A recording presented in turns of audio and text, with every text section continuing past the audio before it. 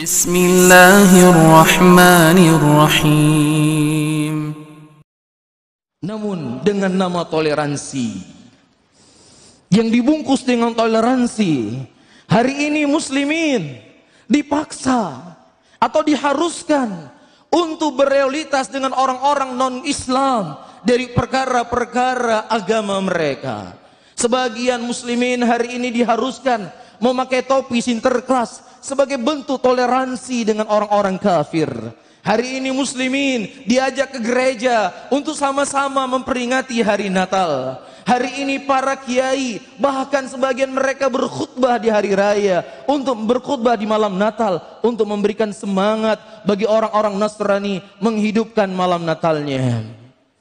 Saudara-saudaraku muslimin, enggak perlu mereka mengajarkan kita bagaimana cara bertoleransi. Enggak perlu orang-orang kafir mengajarkan kepada kita bagaimana bertoleransi, karena Islam ribuan tahun yang lalu telah diajarkan oleh Nabi SAW bagaimana cara mereka bertoleransi. Jangankan kepada manusia, kepada binatang saja, kepada makhluk yang tidak punya akal, Islam telah mengatur bagaimana cara kita berinteraksi dengan mereka.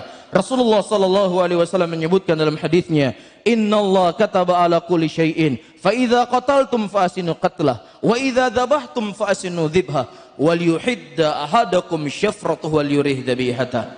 Allah telah mencatat segala sesuatunya. Kalau kau ingin membunuh, maka bunuhlah dengan cara yang baik.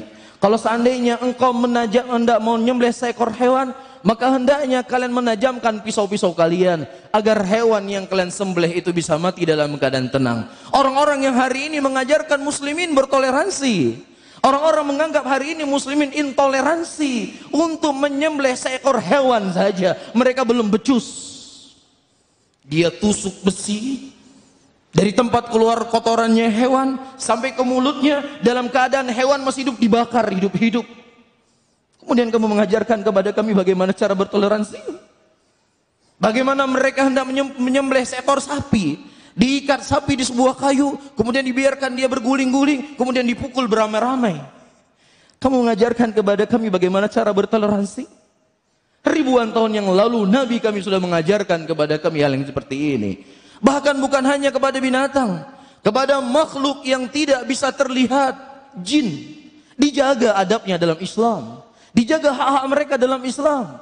Rasulullah SAW menyebutkan dalam hadisnya, La tastanju bil irath wal idham fa innahu zada ikhwanukum minal jin. Jangan engkau mencebok, mencuci kotoranmu dengan tulang belulang, karena sesungguhnya itu merupakan makanan saudara kalian dari jin, makhluk yang tidak bisa dilihat. Bagaimana lagi dengan manusia? Bagaimana lagi dengan orang yang punya perasaan? Bagaimana lagi dengan orang yang punya akal? Tentunya Islam lebih jelas mengajarkan kepada kita bagaimana bertoleransi dengan mereka. Bahkan hal yang paling terkecil pun, perasaan, dijaga dalam agama Islam. Rasulullah SAW menyebutkan dalam hadisnya, "Idza kuntum thalathah," apabila kalian sedang bertiga, maka jangan yang duanya itu saling berbisik-bisikan, yang satunya tidak diajak bicara, fa innahu yuhzinuh, maka itu bisa membuat dia sedih. Dilarang oleh Nabi SAW. Saudara-saudaraku muslimin, silahkan Anda membantu orang-orang non-Islam. Ketika mereka mendapatkan bencana, silahkan kita bantu mereka. Apa yang mereka butuhkan? Mereka butuh pakaian, kita bantu dengan pakaian. Mereka butuhkan makanan, kita berikan makanan. Iya, ketika anak mereka butuh biaya pendidikan yang dia sekolah di sekolah umum, silahkan kita bantu. Ketika itu perkaranya adalah muamalah, silahkan kita bertoleransi dengan mereka. Bahkan Rasulullah SAW dalam kondisi perang sekalipun, beliau melarang para sahabatnya untuk menghancurkan gereja. Rasulullah melarang untuk membunuh para pendeta. Rasulullah melarang untuk membunuh para biarawati.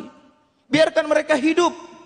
Biarkan mereka berjalan dengan apa yang mereka yakini daripada agamanya. Inilah toleransi yang diajarkan oleh Islam. Tetapi ketika muslimin untuk sama-sama ikut merayakan sebagai bentuk hari rayanya mereka, Disinilah kita butuh pembatas. Disinilah kita butuh sikap al-bara'ah.